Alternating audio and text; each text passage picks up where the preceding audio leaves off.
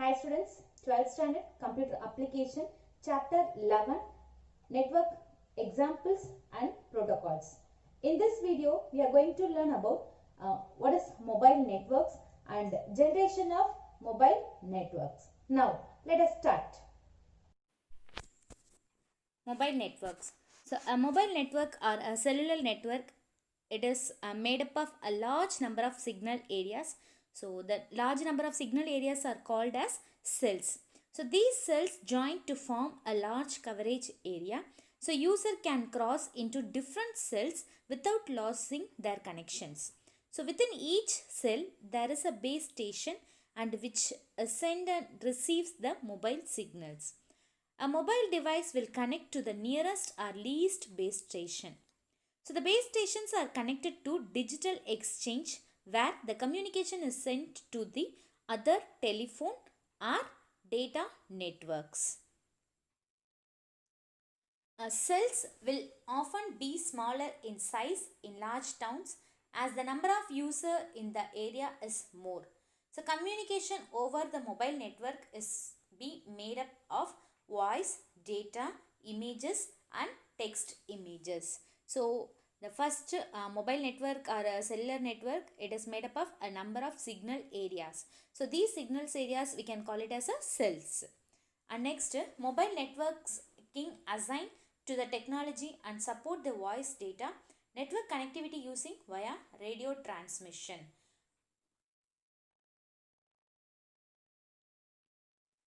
Similarly, the common applications of mobile networks is mobile phone, tablets, etc.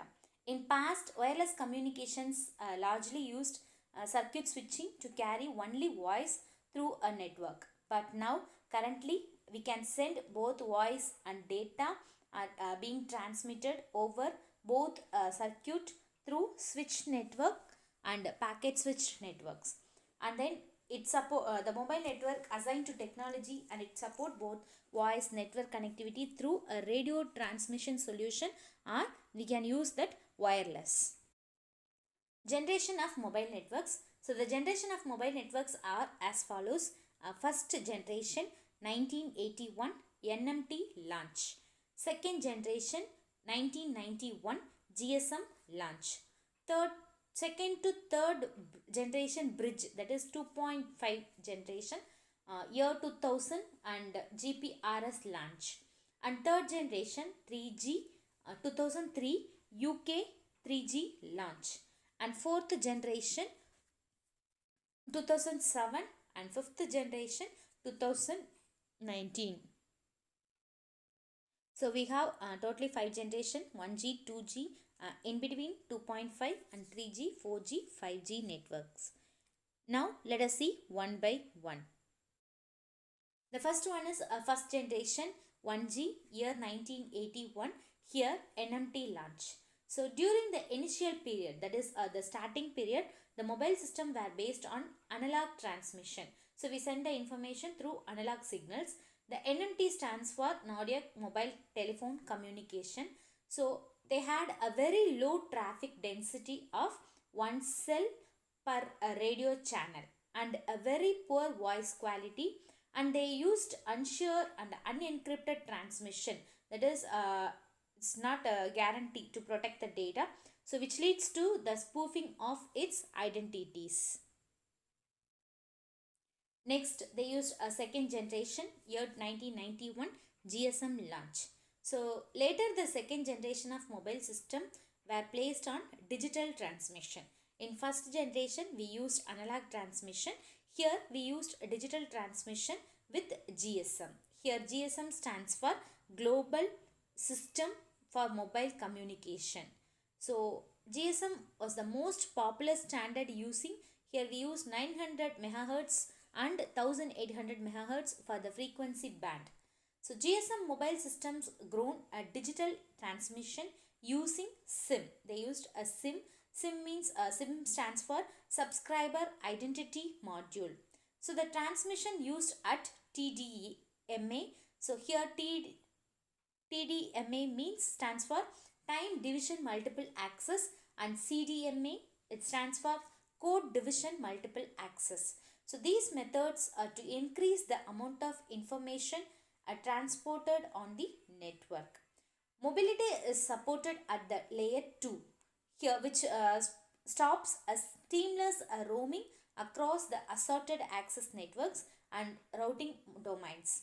So this means each operator must cover the entire area or have agreements in place to permit roaming. The next one, second to third generation bridge, year 2.5, year 2000 GPRS. So GPRS was introduced here. It seen as the excess period of mobile networking development between 2G and 3G. So here GPRS stands for General Packet Radio Service. So it is a data service. It enables mobile devices to send and receive the messages, picture messages and email. It allows most popular operating speeds up to 115 kilobytes per second, laterally maximum of 384 kilobits per second by using EDGE. So here EDGE stands for Enhanced Data Rates for Global Evaluation. So here GSM data transmission rates typically reached 9.6 kilobits per second. Next, third generation 3G, year 2003, first UK 3G launch. So this generation of mobile systems merge a different mobile technology standards, and it uses higher frequency bands for transmission and code division multiple access to deliver the data. A rate of up to 2 megabits per second, and supporting multimedia services like MMS. MMS stands for Multimedia Messaging System. Here we can send, by the help of MMS we can send voice, video and data, everything. So European standard is UMTS, that is Universal Mobile Telecommunication Systems. Mobile phone systems continue to use a digital transmission with SIM authentication for billing systems and for the data encryption. So the data transmission used a WCDMA.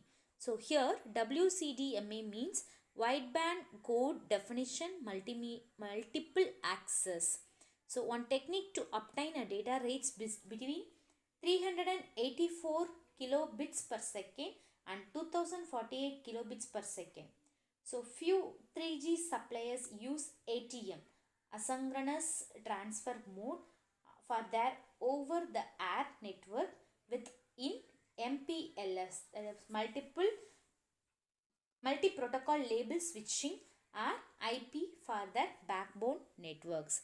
So the third generation, and it still supported at layer 2. In third generation still support the layer 2, and hence like 2G is still prohibited seamless roaming beyond the heterogeneous access network and routing domains.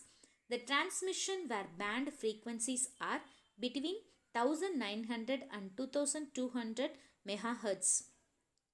So all UMTS license holders at the UK holds a 20-year license with the condition that 80% population coverage is achieved by 31 December 2007. So in third generation, they used mostly 80% people to 31st December 2007. So the present third generation licensed operator in the UK can be seen below as at August 2004. Fourth generation, 4G is at the research stage. The 4G was based on ad hoc networking model where there was no need for a fixed infrastructure operation.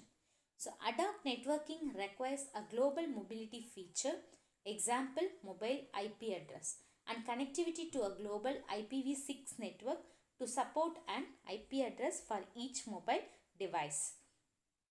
Logically, roaming is in assorted IP networks. For example, 802.11 wireless LAN connection will be possible with higher data rates from 2 megabits per second to 10 to 100 megabits per second, offering reduced delays and newly services. So mobile devices will not expect on the fixed infrastructure.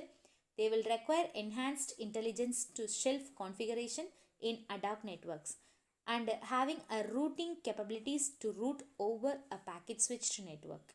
Fifth generation year 2019 plus.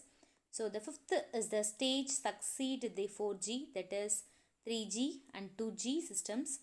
5G targets to performance the higher data rate, reduced latency, energy saving, cost reduction, higher system and capacity, and massive device connectivity. So the two phases of 5G, first one will be release 15 complete by March 2019, and second one release 16 is expected to complete at March 2020 for the submission to the ITU, that is International Telecommunication Union, as the candidate IMT 2020 technology. So the ITU IMT 2020 provides a speeds up to 20 gigabytes per second, and it has been demonstrated with millimeter waves of 50 gigahertz and higher frequency. Here 3GPP standard includes any network using the new radio software. 5G new radio can access at lower frequencies from 600 MHz to 6 GHz. Speed is the lower frequencies are only the modest higher than 4G system. It estimated at 15% to 50% faster. While wireless LAN 802.11, that is Wi-Fi. Wi-Fi stands for wireless fidelity. It is a wireless network technology, and it permits the computer and some other devices to connect it to every alternative into a local area network and to connect net without wire and cables. Wi-Fi is additional stated as WLAN, that stands for wireless local area network, and 802.11, that is the technical code for the protocol. And here we have some benefits of Wi-Fi. That is, it provides mobility. For example, I get internet connection wireless through my laptop computer at home and at work because of Wi-Fi hotspots both at a home and at work. So it provides a mobility. And next second one, it provides a connections to the internet. We can connect to the internet, and it is flexibility of LAN, local area network, and it ensure that connectivities, and it allow places that are remote to benefit from connectivity, and low cost, higher benefits. So these are all the benefits of Wi-Fi. Thank you, students.